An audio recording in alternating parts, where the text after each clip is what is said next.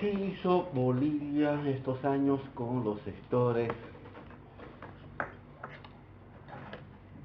sociales y especialmente con los sectores adinerados, con la burguesía?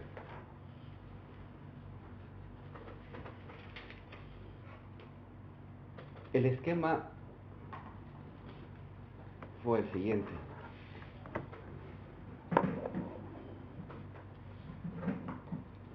Con los sectores sociales populares, indígenas,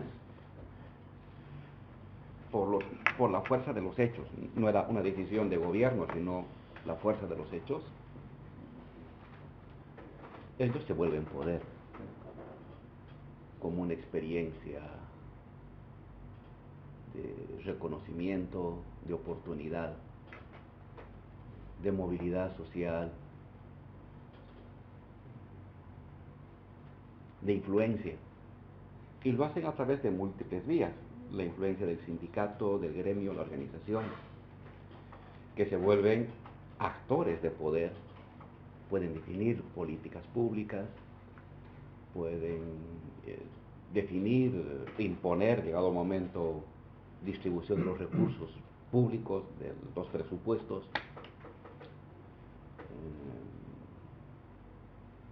porque en el fondo el Estado es más que una maquinaria administrativa, es una maquinaria económica.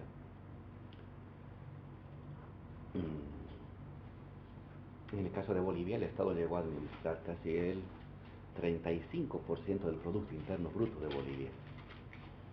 Para un país tan pequeño es una potencia. El Estado se vuelve una potencia económica y el Estado siempre va a ser objeto de presiones, chantajes, coacciones para distribuir ese 35% del Producto Interno Bruto.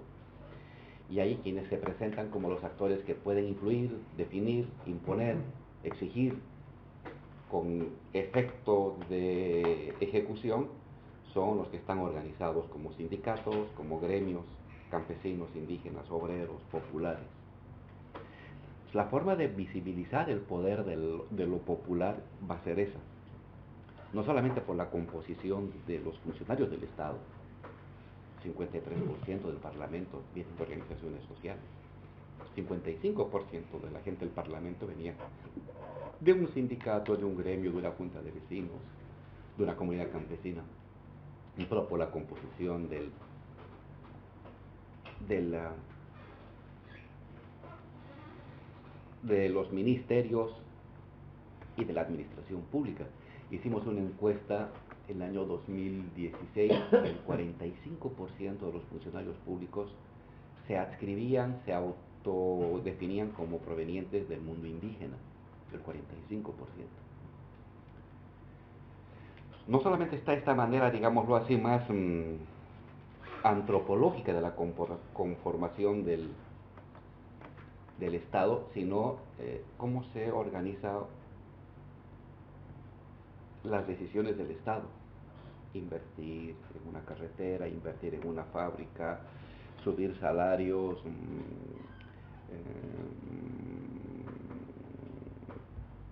gestionar agua potable, luz eléctrica, en fin, cómo es el tensionamiento de fuerzas para ir definiendo cada año ese presupuesto del Estado, que al final lo aprueba la Asamblea, pero la Asamblea simplemente hace un trámite administrativo.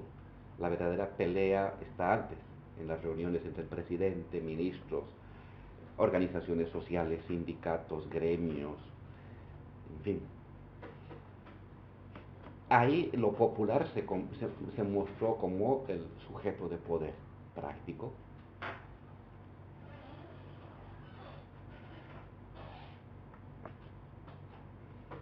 Lo campesino, si uno se fija las tasas de inversión de lo campesino, en los últimos años hay un salto cualitativo. Alguna vez intentamos hacer en planificación un cálculo de la inversión en el campo, en las zonas rurales, y para ciertos años sacábamos que de la inversión pública, cerca del 40% de la inversión pública, 40-45% se iba a zonas agrarias. en temas de agua, de carreteras, de luz eléctrica, de servicios básicos, de transferencias. En otros años era menos, disminuía hasta un 35, 30, pero otros años tendía a subir al 40, 45, 40%. Cuando el presupuesto dirigido hacia el campo no pasaba del 15% antes.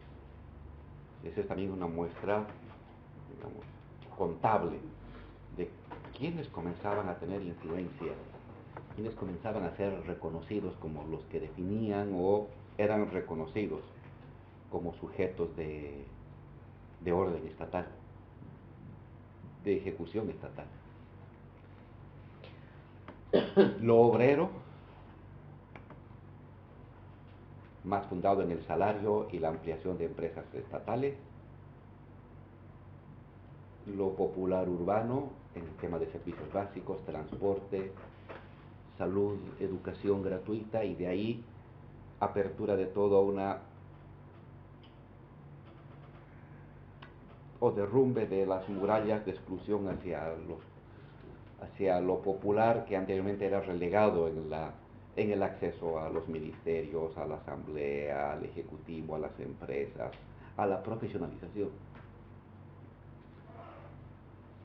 La mayor parte de esta presencia era corporativa. Tienes una organización social, tienes reconocimiento, y en cambio lo popular, ya más profesionalizado, siempre iba por la vía más individual, pero mediada por lo corporativo. Me dejo explicar.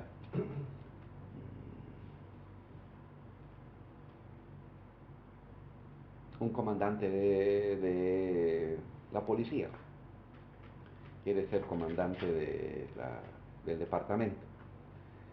Anteriormente, la mejor manera de ascender en los cargos dentro de la policía, las Fuerzas Armadas, pero lo mismo podemos aplicar a otras áreas del Estado, era ser invitado a la embajada norteamericana, tener visa a Estados Unidos. Era como una especie de plus que te habilitaba a reconocimientos, jerarquía, ascenso social. En el caso de nosotros se daba que los comandantes llegaban al Senado, porque en el Senado se aprueban los ascensos sociales, y llegaban con sus sellos de los sindicatos, sindicato de transporte, sindicato de panaderos, el sindicato de gremiales, de vendedores de mercado. Entonces, los comandantes sustituyeron la visa norteamericana por el sello de los sindicatos, que contaba. Luego pusimos un freno a eso, porque también eso podía llevar a prácticas prebendables. Pagas a algún dirigente que te lo sella y recibes dinero, y con eso te vas al Senado para mostrar que tienes apoyo y respaldo popular. Pero muestra un poco estas dificultades y nuevas maneras, nuevos discursos de gestión estatal que permitían la posibilidad de que un profesional logre ascender a jerarquías mayores. O espacios públicos en el Estado. ¿Cómo se adquiere un espacio público en el Estado? Bueno, venía el comandante, nombró ministro, la fila está, tienes una cuadra de compañeros con sus portafolios del sello de la Confederación Campesina, del Sindicato Indígena, los ponchos rojos, de los ponchos verdes, de los ponchos azules, que te están esperando para decir que soy un buen abogado, tienes que contratarme, ¿no?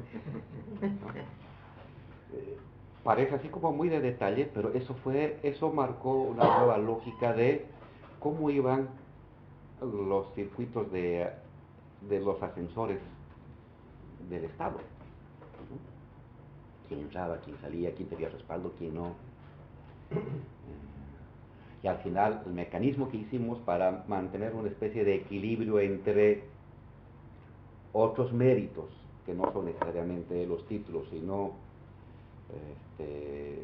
su trayectoria, con la presión social, era: vamos a hacer un banco de datos.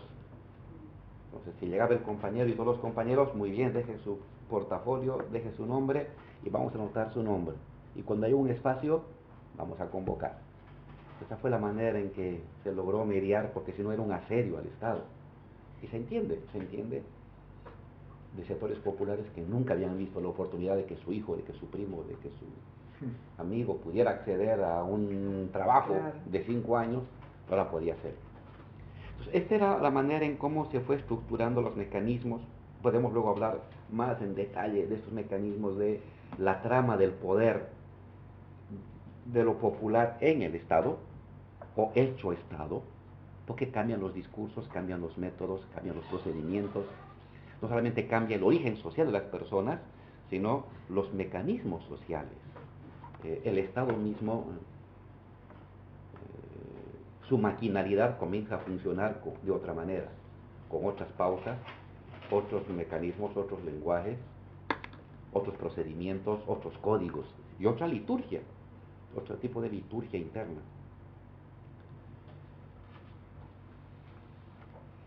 Clases altas. La preocupación que teníamos, y es a donde se iría la pregunta, ¿qué onda con las clases altas? ¿Qué pasa con ellas? ¿Qué hace el gobierno? Cuando llegamos nosotros, quienes tenían el poder económico en Bolivia era fundamentalmente, no únicamente, pero fundamentalmente sectores extranjeros. Se había privatizado Entel, las telecomunicaciones las tenían los italianos, se había privatizado los hidrocarburos, los la tenían brasileros, españoles, norteamericanos, franceses, ingleses. Se había privatizado el servicio de los ferrocarriles, entonces lo tenían los norteamericanos y los chilenos. Se había privatizado el servicio de electricidad, generación, distribución de electricidad, lo tenían norteamericanos y canadienses. Se había privatizado el sistema, la distribución de agua, lo tenían los franceses. Cuando uno llega, el año 2005 llegamos, la estructura de poder real, de mando, de poder económico en Bolivia, la tenían los extranjeros. Entre Brasil y España, entre sus empresas, fácilmente cuando llegamos nosotros tenían el 30% del Producto Interno Bruto, dos países. Por eso sus embajadores también tenían peso.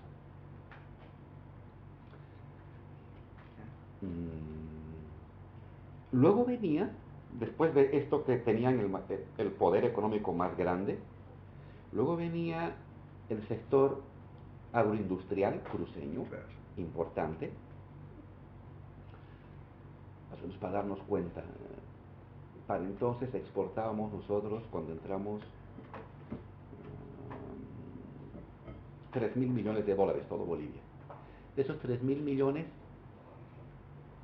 400, 500 lo hacía la agroindustria cruceña, que no era tan cruceña tampoco, porque ya se había privatizado no, era privado siempre, pero una parte estaba en manos de la industria, en manos de peruanos, procesamiento de grano, parte de la tierra en manos de brasileros, y otra parte de la tierra mediana abajo, cruceños, y más pequeñita, migrantes de los campesinos del occidente. Luego tenían ustedes las minas, el sector importante de las minas, todas estaban privatizadas, todas las minas estaban privatizadas, y las más importantes estaban en manos de norteamericanos, canadienses, fundamentalmente. Y de esos 3.000 millones que exportábamos, 600 se iba con 500 con la agroindustria, tenías 2.500, esos 2.500 casi como 2/3 partes hidrocarburos y una tercera parte minería. La minería bajó bastante. Entonces decíamos, debajo de los extranjeros estaba una burguesía boliviana, semiproductiva en ciertas áreas, producción mediana, algo de agricultura, y el sector financiero todavía pequeño. El sector financiero, cuando llegamos nosotros, había el sistema boliviano ahorraba, tenía como ahorro 2.700 millones de dólares. Cuando nos fuimos llegamos a 27.000 millones, 28.000 millones de dólares, es decir, 10 veces más.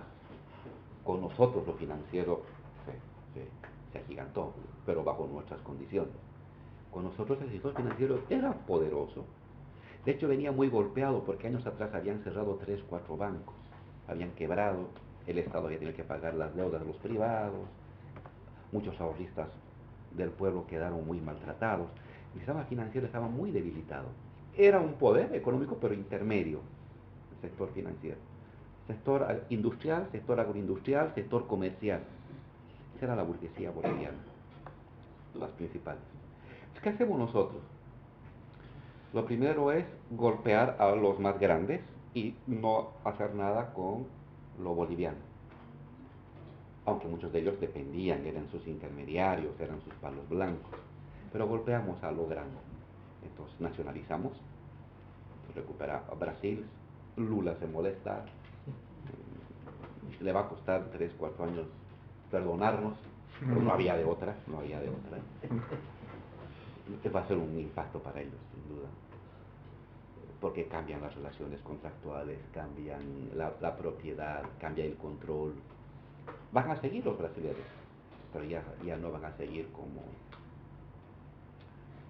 los grandes propietarios. Se los dicen, acusan, oye, pero no los han votado, solamente han hecho un cambio propietario. Pero claro, de eso se trata, porque ahora tú te vuelves el dueño. Y lo que haces es decir, bueno, ¿quieres trabajar para mí? Te pago este porcentaje. ¿No quieres trabajar para mí? Pues que venga el que quiera. Y como Brasil necesitaba nuestro gas, dice, ya me quedo, me quedo. Cambiamos la relación de propiedad. Ah, pero no han cambiado la relación de gestión, nos dicen los del CEDL, ¿no? Trotskistas, compañeros. No han cambiado la relación de gestión.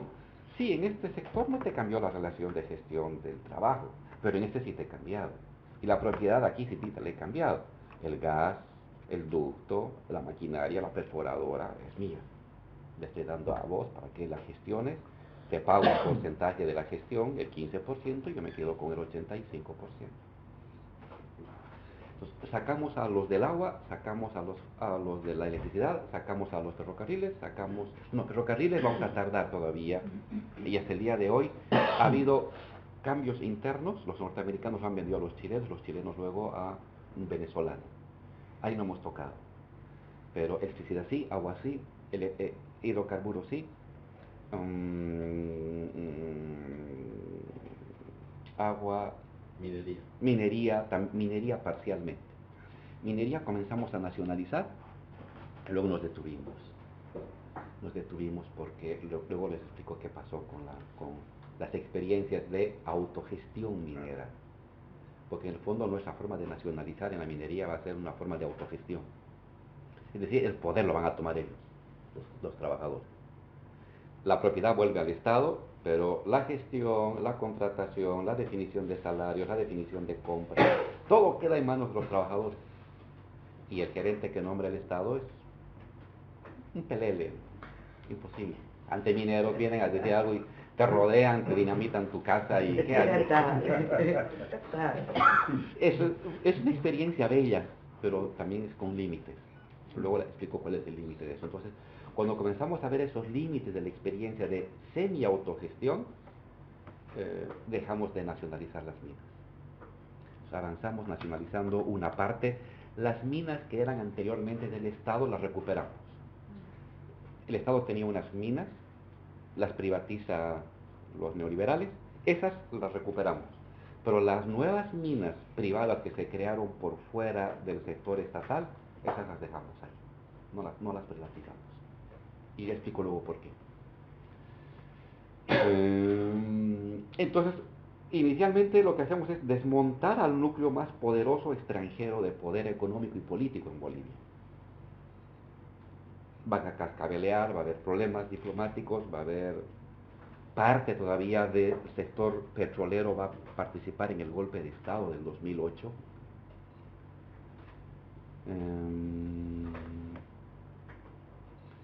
Pero logramos completar esa primera tarea. Luego viene el segundo segmento, el segmento ya del empresariado boliviano.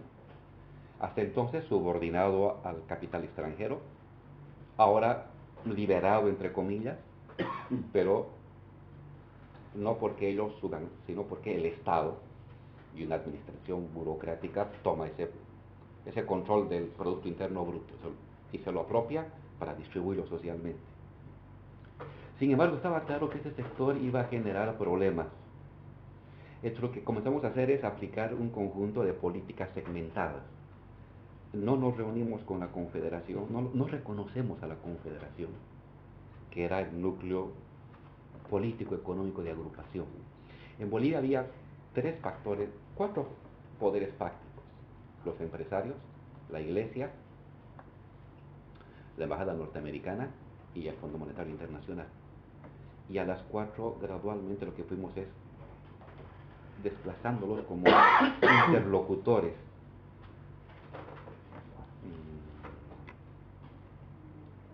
Y entonces lo que hacemos con los empresarios es segmentar la relación con ellos.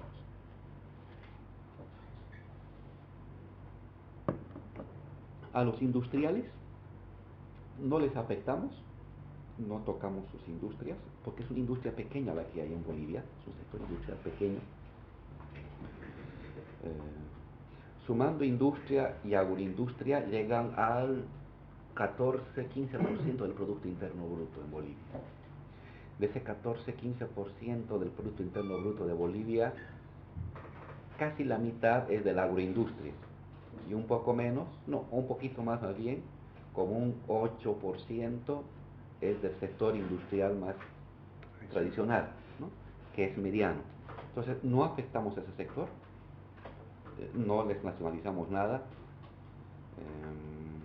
y ya en mitad de nuestra gestión lo que hacemos es un conjunto de políticas para transferir dinero del privado del banco al sector industrial, porque por lo general el dinero de los bancos iba para el que genera una mayor rotación de capital y una tasa de ganancia más elevada, que es el comercio. Entonces, el comercio se llevaba los créditos siempre en Bolivia. Lo que hicimos es establecer una ley en la que obligatoriamente el 60% de los créditos tiene que ir o al comercio o a la construcción. ¿Por qué la construcción? Es porque eso genera mano de obra, absorbe mano de obra urbana. Pero eso va a ser a mitad de nuestra gestión. Inicialmente, con ellos hagan su trabajo. Donde nos concentramos mucho es en finanzas y agroindustria. Sabíamos que la agroindustria, y nos había mostrado en 2008, cuando es el primer intento de golpe de Estado, que ellos eran un sector poderoso, importante, muy conservador y a la larga políticamente muy peligroso. Entonces lo que hacemos ahí es una política de pinzas. Por una parte, apoyarnos en los pequeños agricultores campesinos, que son por lo general del occidente, son aymaras, son quechuas, son productores que tienen entre 20 hectáreas hasta 200 hectáreas, 250 hectáreas para producir soya, maíz, trigo. En el altiplano, el tamaño de una parcela familiar es media hectárea. Pero es muy árido, pocas zonas productivas y mucha gente. Y en la zona de oriente, un pequeño campesino puede tener hasta 200 hectáreas, es pequeño campesino, es una familia campesina. Y entonces con ellos lo que hacemos es ver cómo está la cadena de sus sometimientos. Y entonces él es productor, tiene la tierra, hay que garantizar su propiedad de la tierra y expandir. Y comenzamos una política de distribución de tierras de campesinos en otras zonas que por constitución en Bolivia las tierras fiscales solamente se pueden entregar a comunidades campesinas, no a individuos. Entonces tienes que tener una comunidad para que se te dé tierra. No puede ya acceder a tierra fiscal un empresario. Y la tierra fiscal entregada a un campesino es inembargable, por lo tanto tampoco se puede vender.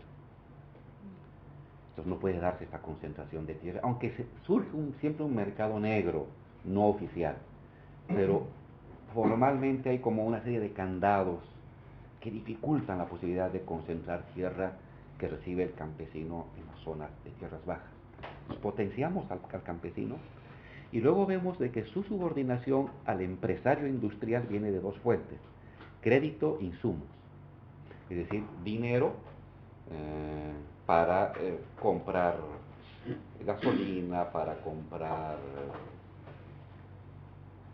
fumigantes, semillas, ¿no? Y claro, el sistema de la soya en Bolivia funciona que el empresario industrial te da el dinero. 5.000 dólares te adelanto, pero me compro, ya soy dueño de tu producción. No me importa si cuánto subirá, cuánto bajará. este es el tope al que te voy a comprar. Si no, anda a buscarte dinero donde puedas. Entonces, lo que hace el campesino ya hace el acuerdo con el industrial, te vendo mis 200 hectáreas a un precio máximo. El mínimo puede variar, pero el máximo va a ser este y recibo ese dinero. Con ese capital arranco. Entonces, lo que hacemos ahí es crear una empresa del Estado que va a buscar sustituir, o ser una alternativa. El empresario te da 5.000 dólares para tu siembra, para tu cosecha, a la tasa de interés del 10% y con precio fijo de la soya. Yo te doy el mismo capital de operación, sin tasa de interés, y si quieres me vendes a mí la soya, si quieres la vendes a otro. Y este es mi precio. Y si sube internacionalmente también te lo subo. Pues creamos una empresa que ahora dicen que es deficitaria, no puede ser, no puede ser generadora de renta porque está para facilitar la actividad productiva del campesino. Esa fue la primera cosa que hicimos y creó entonces una estructura dual. Algunos campesinos se iban con el agroindustrial, pero otra parte de los campesinos se encontraron en el Estado a su aliado. Segundo problema que tenía el campesino, ¿dónde acopio?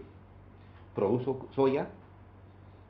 Al principio la venta de mi tonelada de soya está barata, porque como hay suficiente oferta, me ofrecen 200 dólares la tonelada.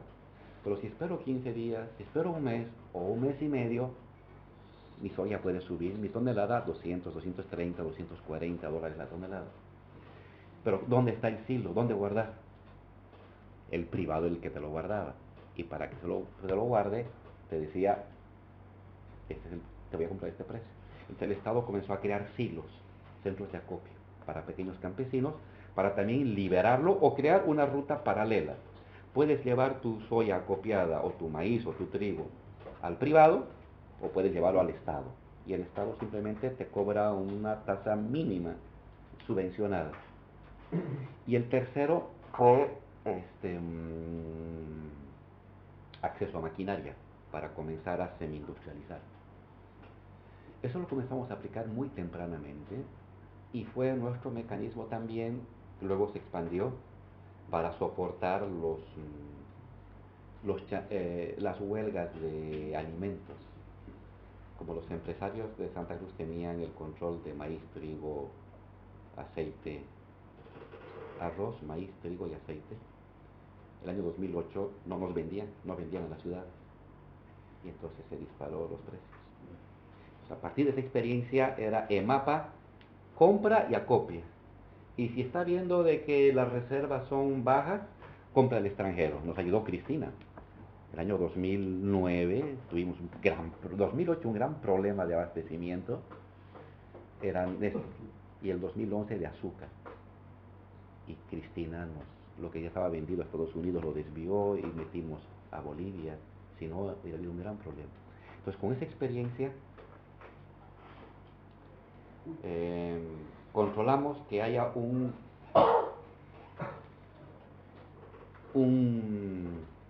stock mínimo para el mercado interno y el resto exportar. Y establecimos desde entonces el control de exportación. Uno puede exportar lo que le dé la gana una vez de que haya garantizado su stock mínimo para el consumo interno. Entonces se garantiza el stock mínimo para el consumo interno a un precio fijado por el Estado, lo demás puedes exportar. Eso es lo que van a cambiar ahora. La primera reivindicación que han hecho es libre exportación. Nosotros había exportación condicionada a abastecer el cupo interno del consumo y tener una reserva ante cualquier eventualidad.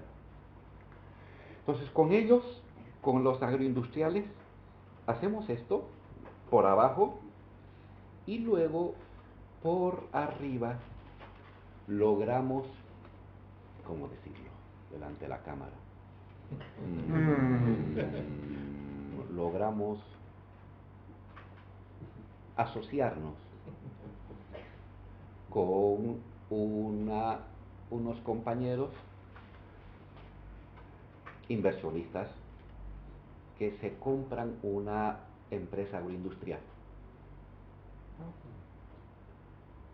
Y entonces, en caso de que haya que exportar, procesar aceite, porque agarras la soya, la procesas, sacas torta, la exportas, pero una parte va para los pollos, y el precio del pollo, que es la carne más consumida en Bolivia, depende de la torta de soya, y la torta de soya la producen los industriales. Y si los industriales no quieren vender torta de soya, el precio de la torta sube, y si sube el precio de la torta, sube el precio del pollo, y sube el precio del pollo, tienes problemas sociales, ¿no? Entonces hay que controlar ese circuito.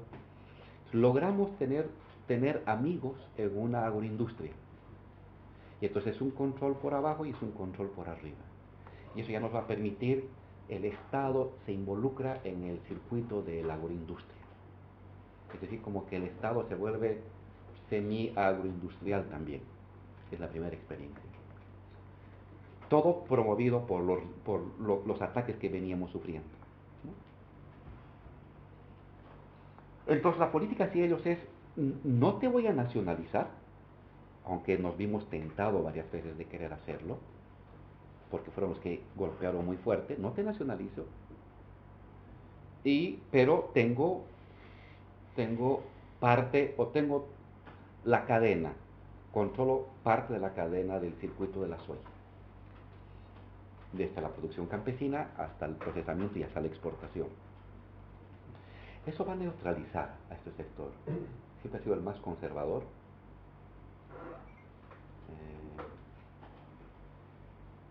Algunos de ellos venden su industria, se vuelve más poderosa los peruanos, queda Branko Marinkovic con su pequeña industria que representa el 15% del sector.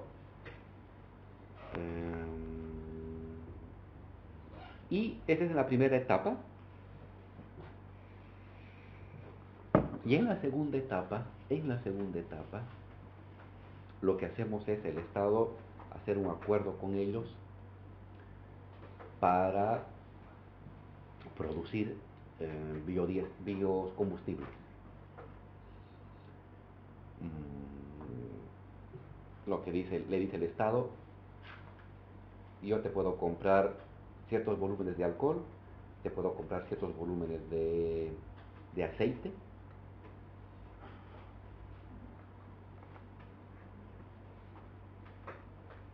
como Estado nos conviene, porque dejo de importar. Nosotros producimos gasolina ligera, petróleo muy ligero, no producimos petróleo pesado, entonces el porcentaje de diésel que sale de nuestra producción petrolera es muy pequeño, y importamos diésel, y en algunos momentos importamos gasolina. Entonces lo que hacemos es, dejo de importar con dólares gasolina y diésel, y ese dinero prefiero invertirlo acá. Pues comenzamos a hacer acuerdos con los agroindustriales del azúcar, y luego gradualmente con de la soya, para que nos vendan alcohol y nos vendan aceite.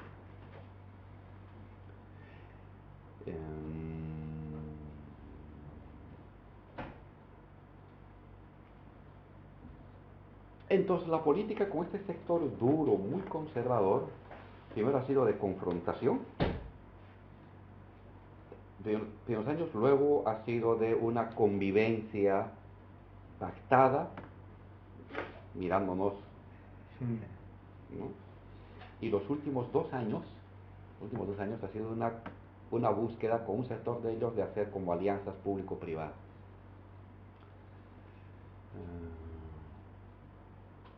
Y en cierta medida, cuando uno hace una radiografía del golpe de Estado, de las fuerzas que han hecho el golpe de Estado, este sector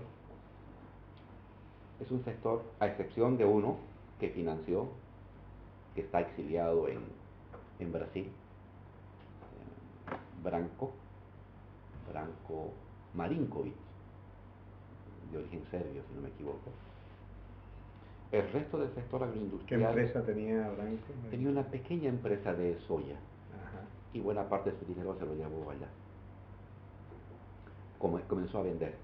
Él se exilió el año 2008 y comenzó a vender sus empresas, se quedó con la de soya, 15% que no significaba para nosotros un riesgo, y el resto de sus acciones en otras empresas de comercio las fue vendiendo, pero quedó siempre mirando su regreso y puso dinero para ese golpe. Pero el otro sector agroindustrial, si ustedes se fijan, es un sector que en el golpe de Estado inicialmente miró con distancia. No se sumó inicialmente al golpe. O sea, no es un golpe promovido y financiado por el gran sector del capital. Se mantuvo y luego cuando las cosas ya iban para ese lado, sí, de manera normal y por identidad de clase, identidad de barrio, de escuela, de matrimonio, se fueron para ese lado, ¿no? Queda el sector financiero. ¿Qué pasó con el sector financiero con nosotros? El sector financiero es un sector que ha crecido mucho. Pasa los ahorros en Bolivia de 2.700 a 28.000 millones de dólares.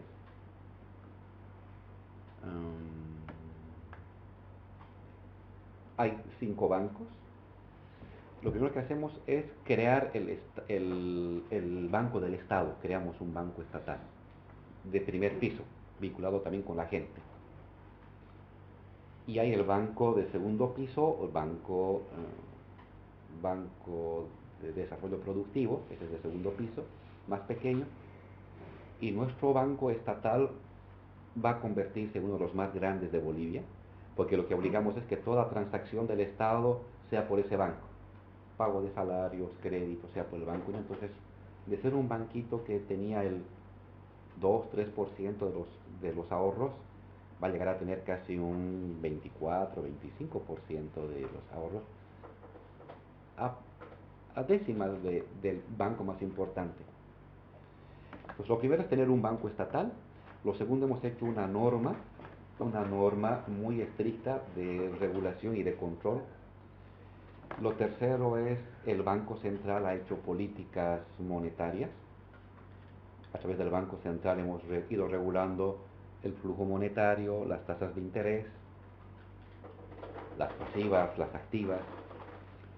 Emitíamos OMAS, que se llama ya, dinero cuando había que dinamizar la economía. Recogíamos dinero mediante tipo de bonos estatales cuando había que ralentizar la economía. La banca no asumió el control del flujo monetario, sí, no la banca privada, sino el Banco del Estado. Sí hubo una política intensa, monetaria muy activa del Banco del Estado para regular tasas de interés, tasas de inflación, para que haya calentar la economía, enfriar la economía. Era como un debate diario que teníamos con la gente del Banco Central, porque eso es muy delicado. Una mala acción puede generar implicaciones muy duras en un lugar que es muy sensible. La gente le tiene miedo porque al igual que acá hace años atrás, la gente vio que bueno, allí se devaluó el 22.000%, se devaluó en Bolivia.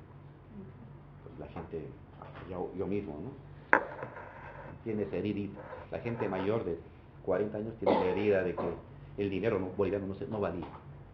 Y luego fuimos bolivianizando, entramos al gobierno cuando los ahorros en bolivianos no eran ni el 15% y el ahorro en dólares era el 85%, y cuando hemos salido el ahorro en bolivianos llegaba al 95% y el ahorro en dólares al 5%. ¿Por qué? Porque establecimos tasas de interés premiando al ahorro en bolivianos, desincentivando el ahorro en dólares y los últimos 8 años congelando el precio del dólar. En el presupuesto siempre se dice, hay una tasa que puede subir y una tasa variable, puede aumentar, digamos, un 20 puntos y bajar 20 puntos, pero los últimos 7, 8 años lo mantuvimos así estable. Nos criticaban porque eso desincentivaba las exportaciones, nos decían, pero era necesario para seguir anclando la economía en bolivianos, porque si tú anclas la economía en tus bolivianos, quien emite los bolivianos es el Banco Central. Y entonces, ¿quién regula, controla? Eso es el Banco Central. Si tú dejas que se vaya hacia el dólar tú no lo regula otros poderes. Entonces, la posibilidad de que el Banco Central tenga políticas económicas fuertes radicaba en que la economía se mueva en boliviano. La gente podía tener sus dólares, se puede comprar en dólares en Bolivia, se compra la gente. Si tú vas a comprar un televisor, ¿cuánto vale? No sé, 8.000 bolivianos. ¿Le puedo pagar en dólares? Ya te dice. Hay un flujo de dólares. Pero cada vez menos, porque tu boliviano se ha anclado. Tú sabes que si tienes 1.000 bolivianos, hoy en 6 meses va a seguir valiendo, teniendo el mismo valor en dólares que el día de hoy, ¿no? Entonces eso hemos podido hacer, no querían los banqueros, pero les obligamos a ello, y tuvieron que someterse a esas reglas, y la última decisión que tomamos fue eh, fijar tasas de interés para el sector industrial, productivo y agrícola. Involucramos al campo por primera vez en tasas productivas, porque prestar al campo siempre era un mundo aparte. Lo fijamos, 6% anual.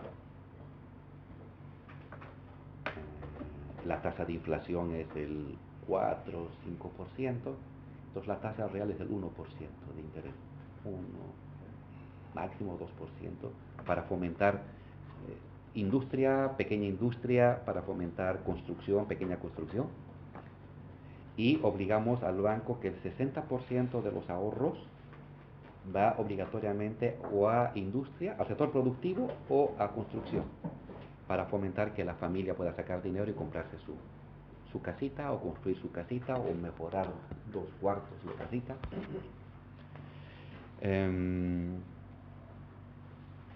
Y fijamos una regla de oro, un government take bancario, es decir, de la ganancia de los bancos, cuánto retiene el Estado, y el government take banquero es el 50%. O sea, si los bancos, y tú sabes cuánto está ganando, porque hay una institución muy fuerte de regulación financiera para que no haya nuevas quiebras ni corridas bancarias. Entonces, si los banqueros ganaron 500 millones de dólares, 250 pasa como impuestos al Estado y 250 queda en manos de los banqueros, y de esos 250, el 30% tienes que convertirlo en caje legal y un 5% tienes que convertirlo en un amortiguador, que lo estamos usando para que los pequeños, los profesionales que quieren hacer su primer empleo, puedan conseguir crédito del banco sin tener que pagar, le llaman la cuota inicial. Entonces, quita la cuota inicial y ese 5%, entonces de su 50%, convertido en 100%, el 30% los retienes todavía. Es de ellos, pero está retenido para otras funciones, y lo demás ya es su ganancia. Pueden hacer lo que quieran con su ganancia. Y ha funcionado. Este sector se ha vuelto golpista, no, estaba haciendo dinero. Claro, uno siempre puede decir, puedo hacer más dinero. Pero por lo que tenemos de información, no fue un sector decisivo. No fue un sector decisivo. Entonces, ¿por qué todo esto? Primera vez lo hablo así tan largo. Está perfecto. Porque permitió neutralizar a los sectores, una parte del sector, una parte de la burguesía boliviana. Una parte. Por eso mantengo la hipótesis que lo que generó el conflicto social no fue inicialmente el sector de la burguesía, sino que fue un sector medio, el sector medio.